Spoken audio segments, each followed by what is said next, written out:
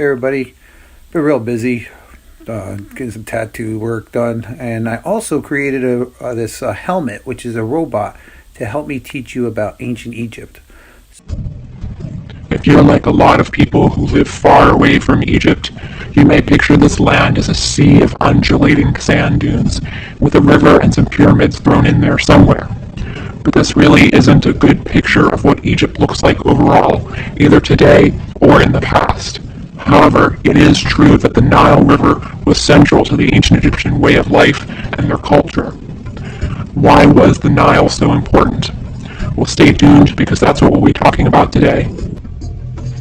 When we look at a map of modern Egypt, it's true that most of it is dry desert. And while the borders in ancient times were actually quite similar to the modern ones, most people actually lived near the Nile or near an oasis, not out in the middle of the desert. And this remains mostly true today in modern Egypt as well.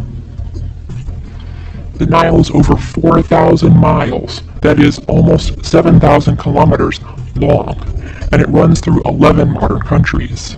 The Nile is generally thought to be the longest river in the world, but there has been some recent debate about this, since a 2007 study suggested that the Amazon River is actually longer.